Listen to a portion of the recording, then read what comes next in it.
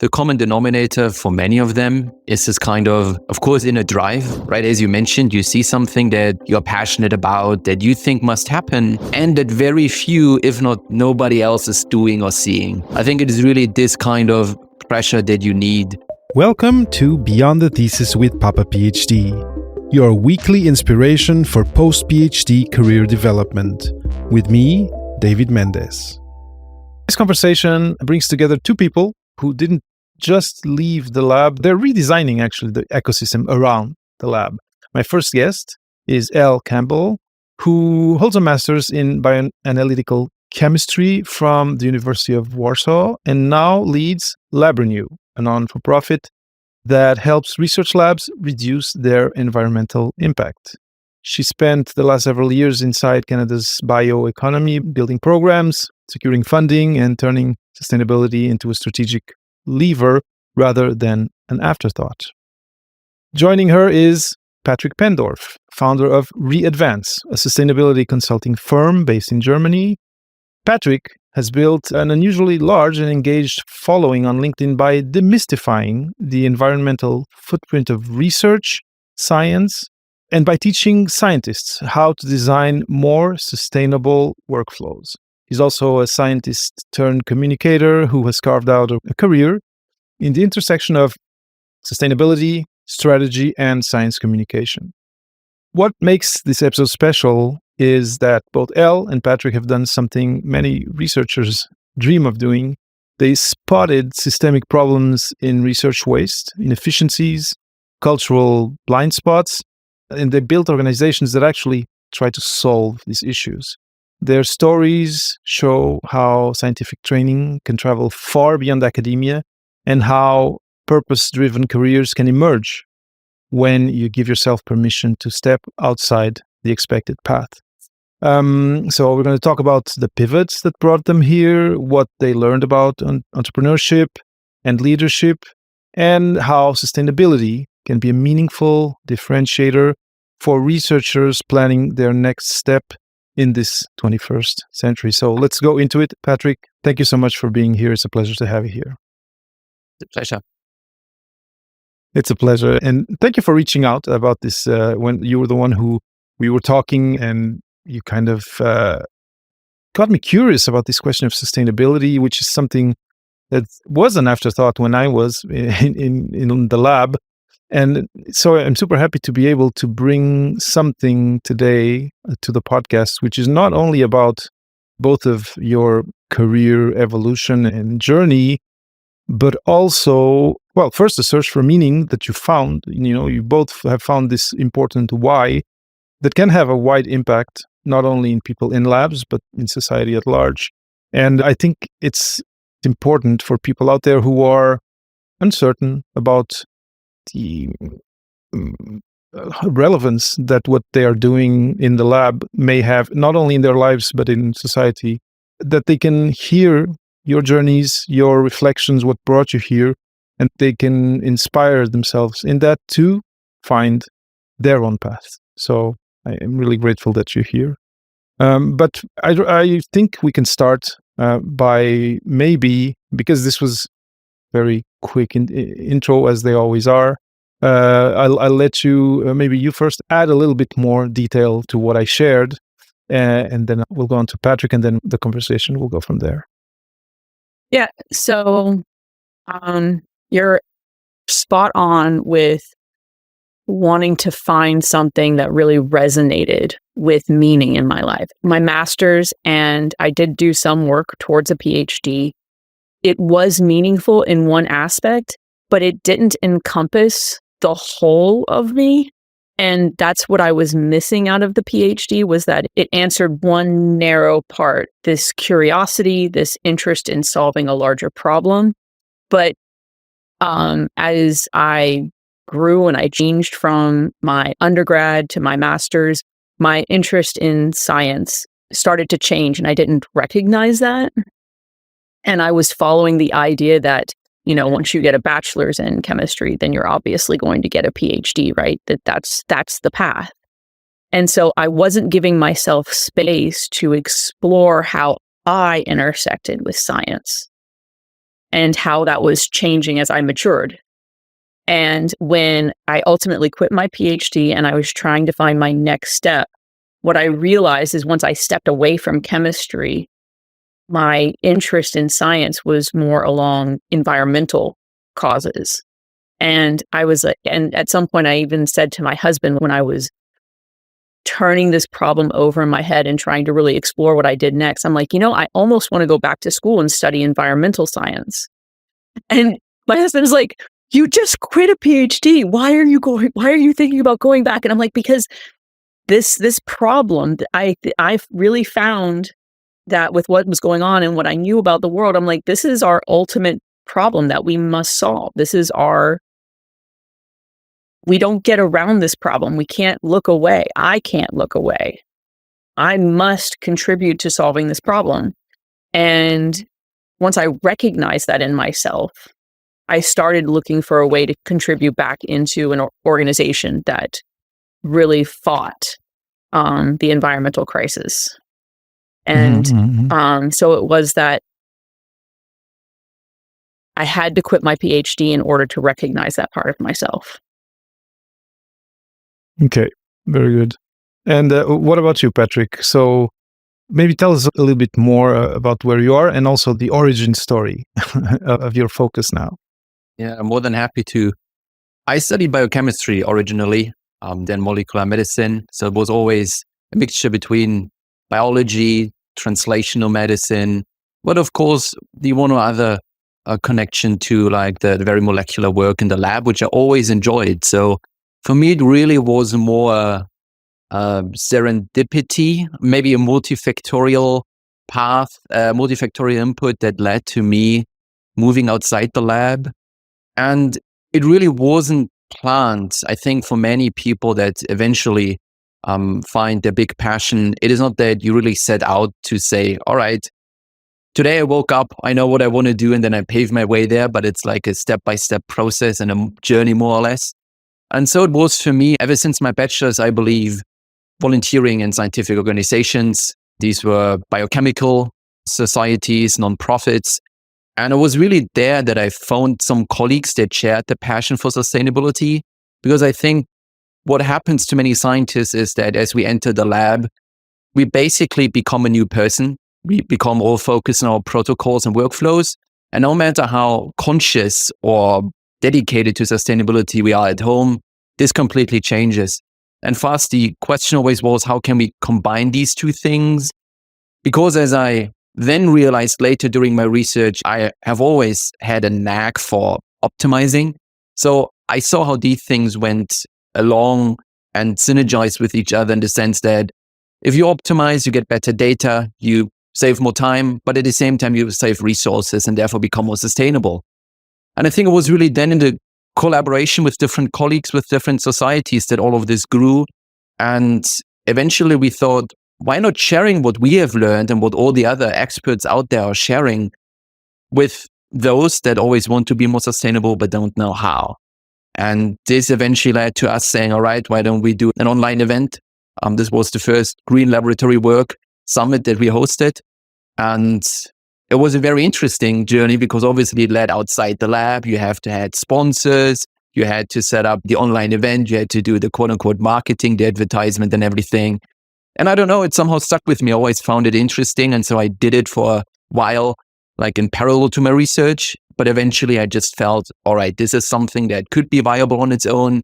It is something interesting. And although my heart is still with the science, I'm still doing science communication for organizations like the International Union for Biochemistry and Molecular Biology. So there's still this scientific input there. And I'm still working as a consultant in a sense that I'm helping companies and institutes to make the science more sustainable, where I see the protocols and what is going on.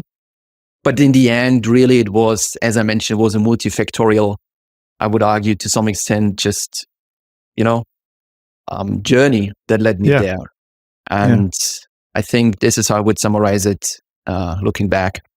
Yeah, it makes sense. And what I like in what both of you shared is that for both of you, as you were going along your scientific academic journey, something in you that was not directly your research, but that it was underlying all that you did, this sustainability issue, started to build up as a focus of your not only attention, but your preoccupation and your kind of personal mission of, okay, I think this is something I can contribute to changing. And I like what you say, Patrick, and I think it's important to say it, that the fact that you're not pipetting in the lab, doesn't mean that you cannot stay very close to science and to research and to the researchers. There's a lot of adjacent, academic adjacent work out there. And, but yeah, both of you found kind of your why, which was connected, actually deeply ingrained within the scientific experience. And you kind of shifted paths from that one, the pipetting one. I can say it because I know you're, chemistry, biochemistry. Yeah. I can't say it in all interviews. To, what? I love science. I love the community. I love the exercise, et cetera, the culture. But I'd like to contribute to it in another way because this is what's important to me. And I see that it's not being taken care of. And I think I can contribute. And of course, I imagine for both of you, it's because there's other preoccupations, other priorities and values in your life that also are pointing you towards this. Now, so this said, there's a kind of people listening who are in graduate school, who are first year post PhD in their first postdoc or even second postdoc, who maybe haven't had any contact with entrepreneurship or industry or whatever. They may feel, but how do you go from I'm in the lab doing my master's and doing my experiments to becoming a CEO? How do I go from planning experiments on weekends late at night to running a consulting business and doing science communication? And I'll let either of you start, but I'd love to go a little bit into that because you said it's not a one moment decision. It's kind of a journey where conversations happen, things are tried and maybe fail, and then we try something else. So it's iterative. But this iteration, it's kind of a black box for people out there who haven't had any experience with it. So yeah, I'll let either of you, maybe you, Elle, that lab to CEO path. How do you navigate that? How do you gradually become this new thing which you didn't know anything about before? You might be unsatisfied with my answer because I'm actually not the founder of LabRenew, but was networking. And I had the opportunity to join a nonprofit network. And that was one of the iterative steps. When I got out of my PhD, I recognized also in myself that I could not contribute to an organization whose ultimate answer is someone rich at the top. That my career had to mean something at a societal level. And there's lots of ways to answer that. But for me, it was nonprofits. And so I started volunteering to get my feet wet. And then I started networking in nonprofits. And one of the very early conversations I had, I met the founder of LabRenew, and he was on his ropes. He had a pretty good first year, but he didn't know where to go after that. His board was inactive. He didn't have enough clients. He had lost his sponsors. And he didn't have anything to show for the year that he did all of his really good work because he didn't collect the data. He did the work without collecting the data. And even in nonprofits, if you're not collecting data and building a story around the data you've collected, you're nowhere. You can't communicate your results. And so when he told me his story, I was like, oh, I know exactly what to do. You set goals for the year, you walk them backwards, and then you know what you're doing every week, every day, every hour to reach those goals at the end of the year. And in that way, entrepreneurship is the same as a PhD. You have the questions you want to answer and you walk them back, building your experiments as you go. And every time you get a result, you're having to tack your experiments to match the question you want to answer, or you realize you've gone astray and you have to readjust. You have to adapt what you're doing. And that is the same. Mm-hmm. And so I got lucky. Someone had an idea, but they were floundering. So I didn't have to build the business from scratch. I just had to take the failing business that was struggling. And now we're back to talking about sponsors. We're back to getting involved with vendors. We're building new programs. We're reconnecting with the scientist community that, knew him, but didn't recognize the new and improved version. And so it's a lot of communication of being able to look forward and build your way backwards from that. And it's terrifying. No, well, no. But, it's very satisfying, actually, because I do think that, of all the things that happens during graduate school is that, this tendency to a tunnel vision, to an isolation, and to not networking and to not having conversations. And I actually find it very natural and actually very positive that that's what you mentioned, volunteering, talking, getting to know an ecosystem, and then finding your place in it because it aligns with your mission. It makes total sense to me. And that's why, and Patrick, you've mentioned that you also got engaged with associations, biochemistry associations. And this is, I always, when young people tell me, but networking, it takes time and it's stressful, et cetera, et cetera. And I tell them, look, think of, okay, if you're in neuroscience, is there a neuroscience association where you are that you can volunteer for? And then you'll be doing something aligned with what you do, and you'll be networking at the same time. And anyway, it makes total sense. Now, what about on your side, Patrick? How do you go from this realization of this issue, kind of prototyping it with this group of colleagues that you had, but then saying, no, actually, this is going to be a business. I'm going to offer this consulting and try to bring this small idea that I have and scale it into something that has more and more impact. How do you do that? How do you metamorphose into that person? Well, I think there are many ways that lead you there eventually, but I think the common denominator for many of them is this kind of course, inner drive, right? As you mentioned, you see something that you're passionate about, that you think must happen, and that very few, if not nobody else, is doing or seeing. I think it is really this kind of pressure that you need. Because as Elle mentioned, I think we have to differentiate a little bit between founder and CEO. Because I think although both, so to say, wear multiple hats, and it depends a little bit on the size of the company, but I think one differentiator people should be aware of is that, of course, founders are those that I think have to be a little bit, blissfully ignorant, in the sense that you see something that you're passionate about, that you think is interesting or valuable or whatever it might be, and then you must radically overestimate the chances of it succeeding and your possibilities to make things work.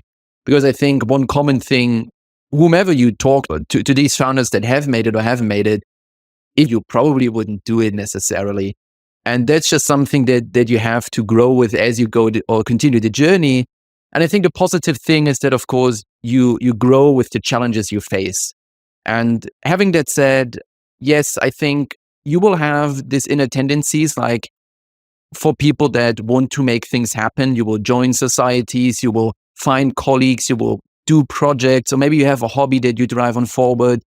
And then you will see, I like leadership. I like, just starting projects, or maybe trying to build a side hustle here or there. And I think this is when, as you mentioned, David, you meet the right people, you build the right skills, and eventually you see this opportunity, and then serendipity, so to say, hits.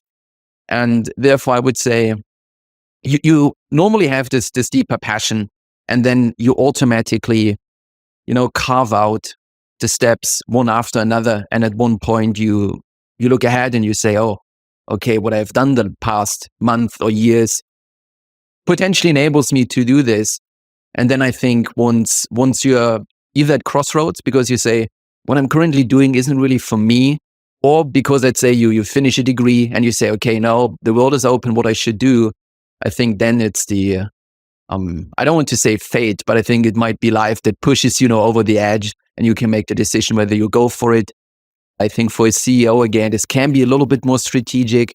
So if you see, okay, this is a topic I'm interested in, or this is a skill I have built, and then you see a company moving that way, maybe a little bit more senior, I think then you step in there and you eventually do the same things as a founder might initially has done.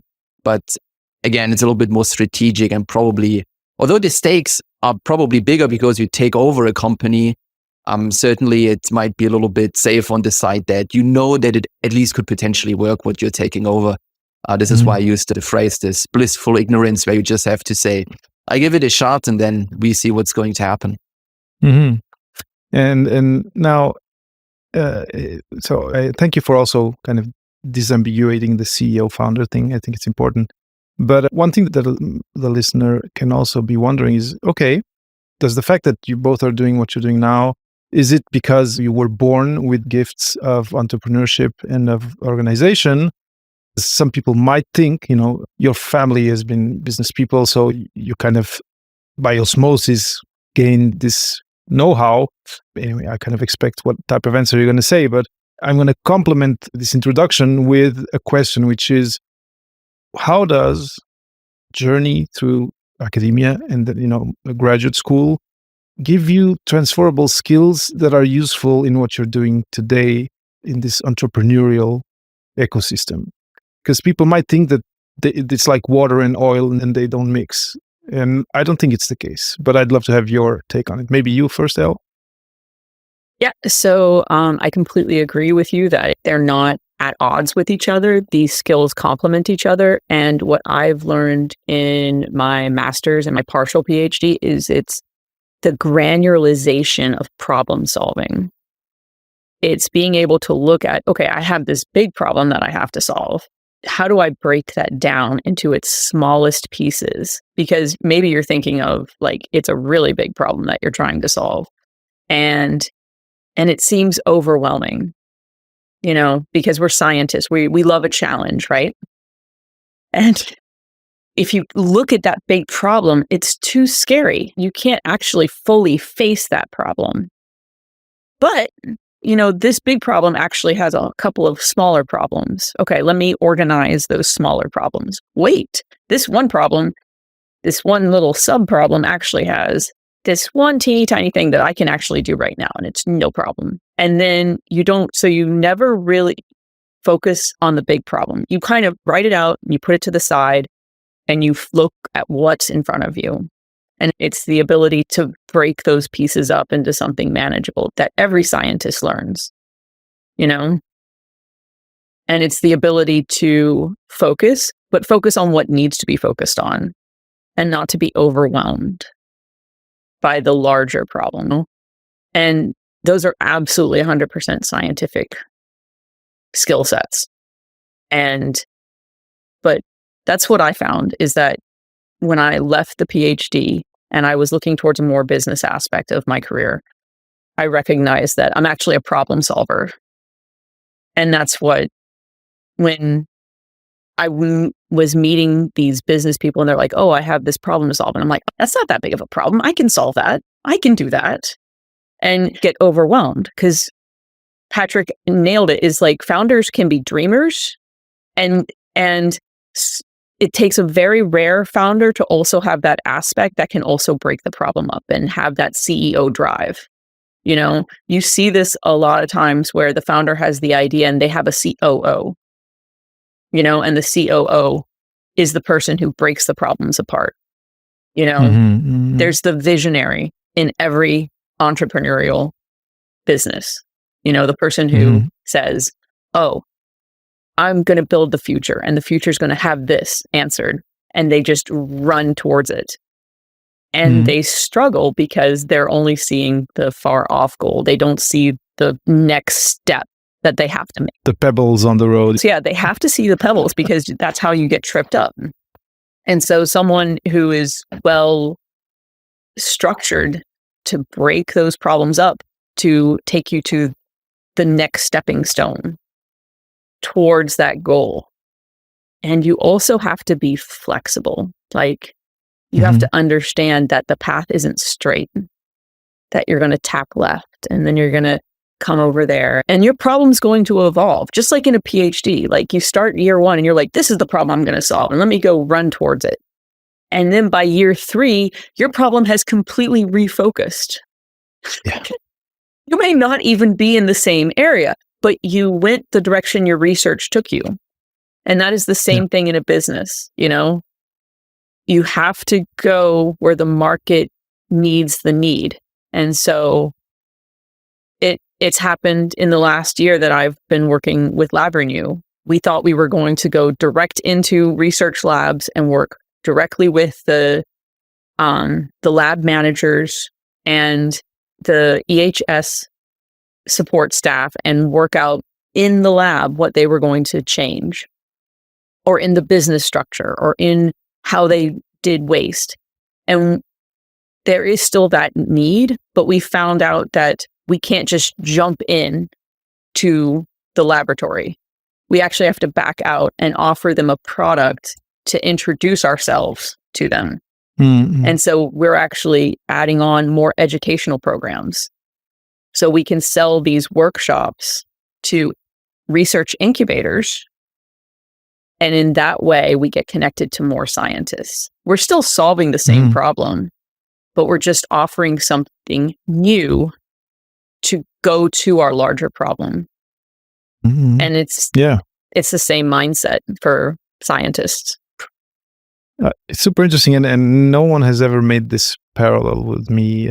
So thank you for that. This parallel of being able to first not be daunted by a long project. We've done that, been there, but also that ability of reassessing and reorienting as you go within a project, depending on the conditions of the terrain. Thank you, Elle. Now, Patrick, what about you? What has that that journey and that transfer of experience and competencies been in your case, in your project now? Yeah. To pick up on the suggestion you made in the very beginning, I would fundamentally agree with you that I don't think that you're born with genes of a founder or a CEO. I still tend to believe that people often underestimate, though, the importance of your surrounding, like your friends, your family, especially your parents, because of course, if your parents are founders, it might be easier for you just because they have the experience to help you, but also because they probably have some personality traits that just help, right? A certain sense of courage, a certain sense of, the strength to not give in or to say your own opinion, to disagree, to rethink things, and so on and so forth. I think these are helpful traits to become a founder that certainly will be, ingrailed within you to some extent if your parents have been founders or have been taking a way that is similar to that one. And that said, I think the most important thing to realize is that you build to some extent yourself. If you have the drive, the passion, the goal, the orientation to, start your own thing, you will to some extent, quote unquote, force yourself through the growth pain to change yourself. And to make this a little bit more concrete, I think in terms of the translational skills, I will take a little bit more of a controversial point of view, because I believe there are certain skills that help, but the problem to mind is that often they're so deeply anchored within you that you're not easily aware of them. And I'm thinking here about what Elle previously said, in the sense that, you need data. And as a scientist, I think for us, it's intuitive that we do experiment and we take the data and we analyze it and we do statistics. We don't just trust our intuition or our gut feeling. There's numbers that we look at. And I think this is an important skill that is not obvious to other folks, but I think for us scientists, there's no way around it. We wouldn't ever be aware of that. Oh yeah, I know the value of numbers or analyses. I think another one is, and Elle alluded to this as well, the kind of problem solving. I might reframe it a little bit in the sense that I think as a scientist, what you're doing is you have this kind of precision where you pin down a problem, then you read the literature. That means you try to be objective or at least intersubjective and see different perspectives on things. and try to analyze the problem before solving it, which I think, as Elle alluded to as well, is important, since if you step from the lab into the industry, you will see it's all about problem solvings, but the problems you see is not necessarily what other people see. And I believe this is the point where I would say staying too long in academia or getting too deep into this mindset can be a real disadvantage moving into the industry.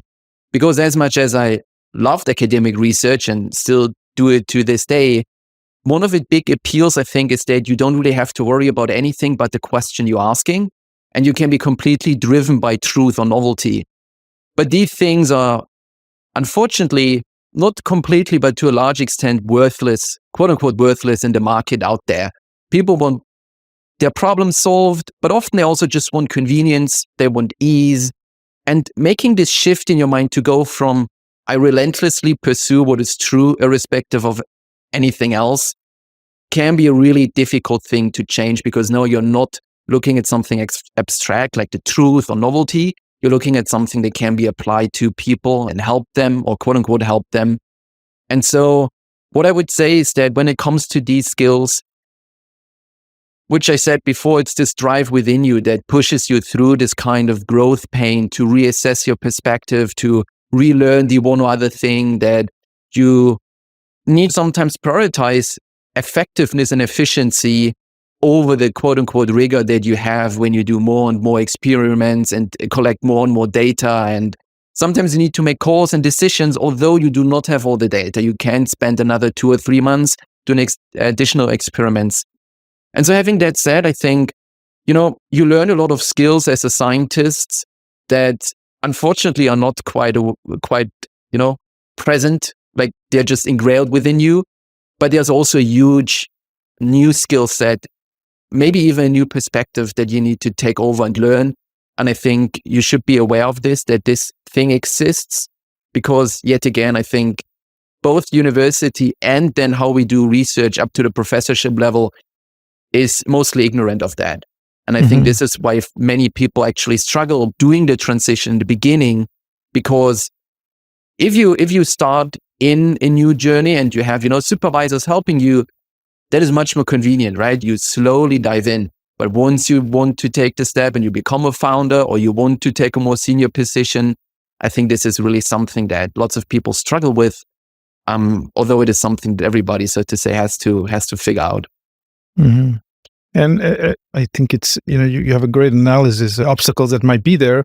Talking about what you mentioned about parents, like people who are in families who are already in this or that business, of course, that makes sense. But I wonder whether, for either of you, whether you have mentors, whether you have people, because I think that one way to kind of shortcut this problem is to go seek, training, yes, but more important than training, mentorship. You're both nodding. Patrick, do you have something to share on that side of things, on maybe how you've tried to find people to kind of show you the ropes, teach you the language, and quicken your productive transition into these positions? Yeah, I have two really good perspectives. It's not fair for everyone, but my husband is actually an entrepreneur. And he and I've been together 25 years. So I can't help but have some of his habits run off on me. Of course. So I've watched him build several businesses, and some have failed, and he's on his current business and it's going well. And he always had this entrepreneurial mindset. And my father also started several of his own businesses. So I had my father in my background, and marrying my partner, and us being together for so long, what it showed me, what it really was like. I had very firsthand knowledge of what success looked like. And then when success didn't turn into not success, I saw the struggles and the mental fortitude it takes to be the one responsible for a product. And Patrick absolutely was 100% correct. When you go from academia into the business world, you don't have the freedom to chase the truth, until you find it. you have to at some point say, okay, this is good enough for me to take this thing that I've created and move it over into a business mindset. And you have to be able to, cut your losses. Another realization to me, stepping from academia into business, is that when you're working in an academic setting, like, you have to have this unassailable point of view. Like, you have your research and you've come in to present your research to a committee, and they have to be able to tear it apart. And they have to all agree that what you have confirmed is reality. And so in that way, your work has to be evaluated over and over and over again before you introduce it to other people. And so when I started volunteering and I started my early days in my nonprofit work, I was doing this work, but I felt like it was terrible. It was just awful because no one else had seen it. It was just me. And I'm thinking my way through it. And I'm like, I don't know. I'm not ready to put this out in front of the world.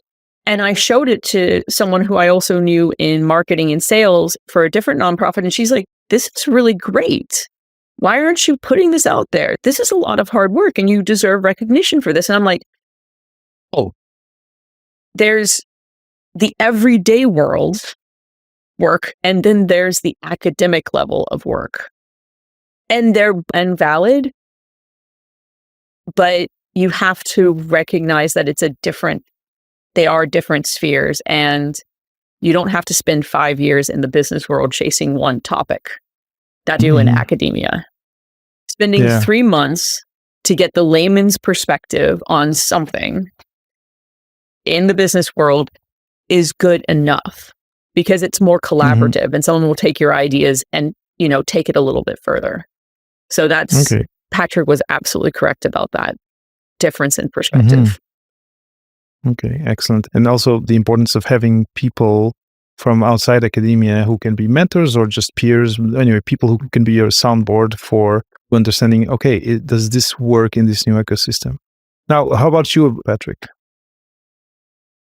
To pick up from what Alan said, I've had once a very good discussion with a professor, and we were talking about, is peer review enough, and how far can we be sure that the data published is valid and everything? And he said, it will be proven over time. I mean, either people build on it and it works, and so they will publish on, or they will try to reproduce it. It doesn't work, and then it just, goes to waste, essentially.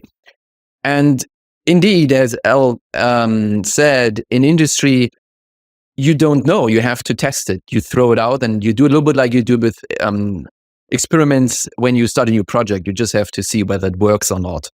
And so what I want to convey with that is I believe mentors, at least for me, have been playing two kind of roles, with the first one being it's really this, you get new ideas, you get new perspectives, things that you haven't seen before, which I think is more on the educational side of things, where I can only advise people, especially YouTube. I think it's the most amazing platform that you can use today to see different perspectives, to get first-hand advice of the people in the field that sometimes, have incredible success, and you just can learn from them as if they would give a masterclass where other people pay thousands of dollars for.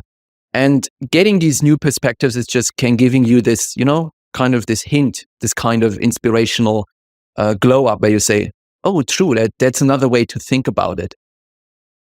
However, if you are relentless enough, you will make these experiences yourself necessarily. So depending on how, again, resilient you are. The other role that therefore I might think could even be more important to my mind with quote unquote mentors is the kind of surrounding they can create for you. And it might sound a little bit surprising, but I think the best analogy one normally has in its life is like friends. And if you have the wrong friends, you're going down the wrong path. And if you have good friends, they can really push you up and move you into the right direction. And I think we shouldn't underestimate how important that is, because I, for example, saw for the very first time the business world when I was in Canada doing part of my master thesis there, and had people in business. And one of them was in investment banking. The other one came from business schools. And so they had a completely new perspective on things. And I also saw how innovative their thinking was, and just, them pitching ideas to you and you thinking like, well, how is that possible that, like anybody drops these ideas, as Elle also alluded to. I would think about this for months. And then, if I'm not in a leading position, who am I to share these things? And they just give you this new kind of surrounding where you learn to think differently, to behave differently, to answer differently. And I believe today you can really, really do this as well with podcasts and YouTube. It might sound a little bit weird to say this, but I believe, especially in hard times, what you definitely want to do is just to find the right people, whether in your own life or online, and just, keep them as close as possible. It's really this kind of, let's say, mind game that you play to immerse yourself in there. And especially if you do a step that is scary, having people tell you, well, it's scary for all of us and we have all failed, and it can go to waste, and people will laugh and people will, say things about you behind your back and so forth. It's just incredibly powerful. I think apart from it's just merely educational side, just as there's a different way of living. And as we have had it before, right? Especially if you don't have the friends or the family that is supportive, right? If they doubt you, if they say, could be too dangerous, could be too many problems. You've already spent so many years for your thesis and so on and so forth. Having this different set of people giving you a new perspective can be dangerous, but it also can be the breakthrough of the day. Yeah. Yeah, it makes total sense. And you're right that mentorship, it's funny because now these last few years, I've been asking questions about mentorship, and I now kind of have a different understanding of it. And you say it in an interesting way. I was now including in my concept of mentorship an author that inspires you and can be a mentor, although you have never met him. Maybe he's not even alive anymore.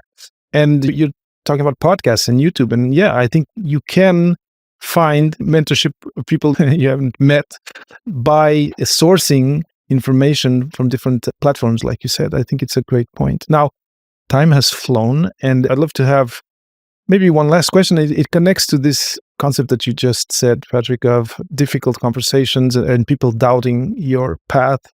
And I wonder whether both of you have a story to share or a pivotal moment to share where someone around you, your supervisor, your partner, sometimes it's family, right? People go abroad to do a degree and then the plan changes, and then family is like, okay, we thought you were going for a PhD and now not anymore. And I think this can affect people a lot, their mental health, their self-confidence, etc., and their feeling of agency on their path. So I wonder whether you have advice or some story, a pivotal moment for you that can bring some insight to the listeners on that part of how to deal with other people's expectations of our path. Do you want to go first again? I have to say that in truth, for me, the person who's always had the largest doubt is actually myself. I've struggled a really long time with insecurity and with the negative voices in my head telling me that I'm not doing things the right way. I'm making all the wrong decisions. And I still hear that voice inside my head. I have been very lucky to have a very supportive husband and someone who willingly engages with me when I say that I'm struggling, and he immediately stops whatever he's doing and talks with me. And I have some really good friends that are also that supportive. And at least over time, slowly to lower the volume of those voices is a willingness to, when you realize you're thinking that way. And that is so hard because for a lot of people, you have that internal monologue that's just that person that's always talking. Da, da, da, da, da, da, da. And sometimes they're talking about nothing important in particular. You're just thinking about, oh, I have to bake cookies this weekend. Okay, what am I going to go buy? Blah, blah, blah, blah, blah, blah. But then sometimes you're thinking about the things that you're struggling with, like in the real world, like your PhD thesis, your business building, your arguments with your friends, blah, blah, blah. And then that voice is telling you everything that you're doing wrong in this situation because this situation is not going well. And then when you hear that, you have to stop everything that you're doing and engage with that voice. You can't let that voice just keep having authority without being questioned. And you have to say, okay, well, why are you thinking that way? Why are you saying that to yourself? And then you have to listen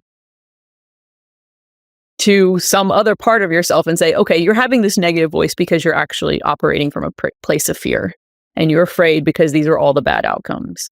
Say, well, how many of those outcomes are actually realistic, or is it just your imagination going? That moment when you stop that voice and try and critique it, to question it, to interrogate it, that's the moment when you actually start changing how you feel about yourself. And I can say this because of how difficult it was for me to engage with that voice and what I had to learn to do. And the hardest part is stopping and saying, okay, I heard this in my head. And that's the moment you stop.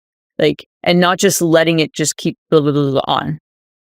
And it took me a long time to get to that point where I could stop and recognize that was that wasn't me, but it was a part of me, and I had to recognize that. I've been very lucky, but I've also had to put in I was very lucky that I have so many positive influences in my life. And so someone with my situation where they have the negative voice and they don't have the positive external, I can't imagine how you engage with that voice without positive support. Mm-hmm. So and you have to have both. And if you're dealing with that and you're listening right now or watching, and you're in graduate school, or you're at university, go use the resources that are the mental health resources that are there, because it's very important that you take care of your mental health first. Thank you for sharing that, Elle. And the inner voice may even be, if it has that penchant for the negative, can even be the worst one. Patrick, on your side, maybe it was family, I don't know, maybe someone else.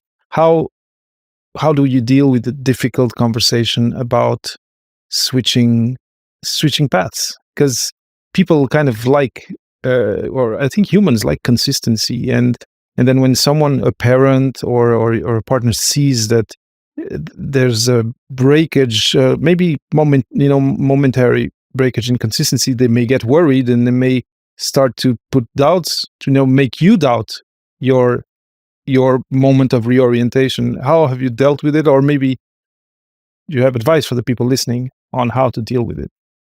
I believe you both are absolutely on point. And to really make it explicit here, I believe for all leading positions, you will have to learn a lot of skills and it won't be easy. But one of the most fundamental ones is just the mindset game that you need to figure out.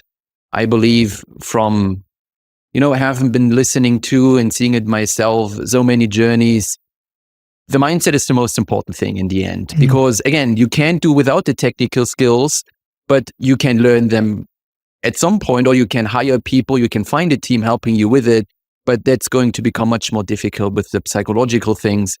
And adding to what Elle said, I think having this positive support from the outside is absolutely helpful. But once again, you also mentioned, David, it can be books, it can be podcasts. It doesn't necessarily need to be somebody here and there. So if you feel nobody around you understands you, this doesn't need to be, and it's a challenge, no doubt about it, but it doesn't need to be your limiting factor. It certainly can be anything that you find helpful, whether it is, I don't know, some literature that you read on psychology, on philosophy, can be some other people, and so on and so forth. Because I was thinking about sharing some things, but there have been several times where people were just doubting, and I wouldn't be here actually without them, because one of the first events we wanted to host, the team was told, we don't believe you can pull it off. We don't believe you're professional enough. We don't believe you will do it in time. We don't believe you have the resources. And in the end, it was a huge success. And we did it actually in less time and with less people than those in charge believed to be possible.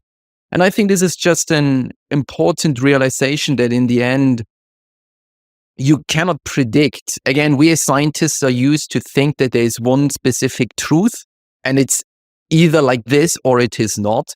But I believe in, and quote unquote, in business, you don't know what's going to happen. At some point, you just need to just go right away. And by saying this, referring back to what you said, David, very important, people will worry, right? They love the kind of steady, all the same linear path forward. But of course, this path is not necessarily going as steeply up as you want it to be, or not maybe even the direction you want it to go. And so to what you said, they don't necessarily want something bad. They want your best often.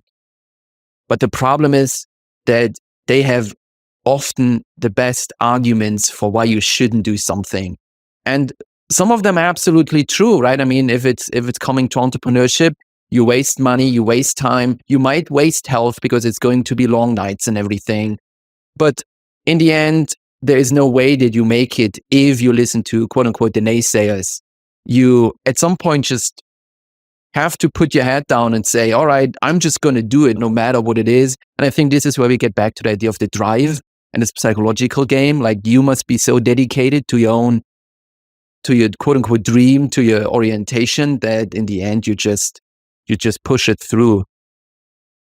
And to add on this, an interesting conversation with a senior professor who has more than 100,000 citations to his name was that when we talked about this kind of development of students, what I just outlined, I believe to some extent at least, also applies to everybody in the lab, because he said, I know that a PhD student is ready to graduate when we had a conversation about experiments and how things went, and we disagreed. And they pulled off the experiment anyway, and they proved me wrong.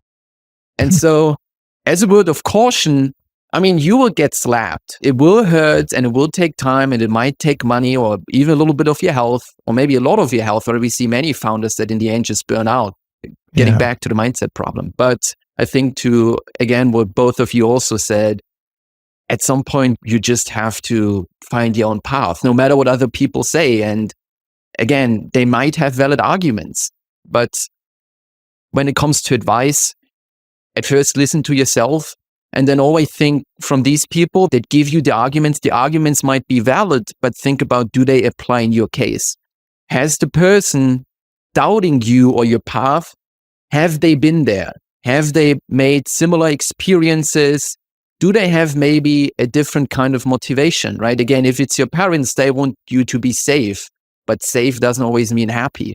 And so just reframing these things, and here's again to what Elle said, don't letting these voices in your head that I would argue most often are just these kind of quote unquote memories of what other people told you, suggested you, what they have been doing, just to engage with them and rethink, or yourself doubt what is the common path might be the best way ahead. Yeah. If you listen to your heart of hearts, I believe at some point you will find your way. Yeah, and seek the help you need if you need it. This is great. Actually, I think this podcast episode is going to be a great source of potential mentorship for someone who needs these informations. And thank you for sharing so openly and your deep reflections, Patrick and Alice. It's really appreciated. We're really reaching the end of the interview. Now I'm going to ask you, because it's important to not miss that, if people want to find more about LabRenew and what they do, if they want to find out more about you, or something you said resonated with them, they want to keep the conversation going with you, what's the best way to reach out to you? LabRenew has its website at labrenew.org. That's O-R-G, as we're a nonprofit. And LabRenew is most active on LinkedIn. And I am active on LinkedIn as well at Elle Campbell. So that's my full name and not my chosen pseudonym. And LabRenew is as well. And if anyone wants to learn more, I'm a good resource, but Patrick is a great resource for scientists engaging with sustainability. Yeah. So Patrick, how about ways to reach out to you if people want to keep the conversation going? I feel very flattered. Thank you very much. I believe LinkedIn is a great source. So it's also my full name, Patrick Penndorf. And LinkedIn, I don't think there are many other Patrick Penndorfs on LinkedIn. When I Google myself from time to time to see what pops up, there are one or two other people, but if you add science to it or sustainability, will find me there as well. And I'm also active in some organizations. I mentioned International Union for Biochemistry. Elle has mentioned it as well in terms of society. So I think this is also always something where you can find people maybe similar to us that will help you, that are always going to be happy to engage with you. But yeah, essentially saying the same, LinkedIn. Whether you follow, whether you DM, if you have a specific issue, always go ahead. If you don't ask, you can't get it. Is another advice at the very end. Of course. I'll put all those links in the show notes. How about, does ReAdvance have a specific URL? Yeah, you can find it at re-advance.com. Okay. And so I'll translate re-advance.com. I don't know if people will understand the minus, although I totally understand. No, that is fair. I thought it might be a little bit safer to say, because normally, like with the dash now, with the ChatGPT, where they're always putting in dashes instead of the minus that you put, I'm not sure if people would find it. Yeah, well, there's different dashes, M dashes, N dashes. No worries. I'll put all those links in the show notes. This has been a great conversation. It was a deep reflection. You were very generous with sharing your deep feelings about transitioning from the bench to something that's completely different in terms of timescale, mindset, etc. We talked about mentorship, which was important, and I love that it was presented in a way that is not just like some old white guy with a beard who is telling you, do it this way. Today, it's much more than that. It includes podcasts and everything. Thanks, Patrick, for that. Thanks also, Elle, for sharing very personal advice and insight, but also personal experiences that you've had and that I think can inform people who are out there and who maybe have an idea of switching paths, but are kind of blocked or frozen by fears and negative self-talk. I think it was really, really good. And overall, super conversation. I think it was a really complete conversation because of both of you bringing your different color and your different experience to it. So I really appreciate your time, really appreciate your generous sharing, and I'm really eager to share this with the audience. Thank you.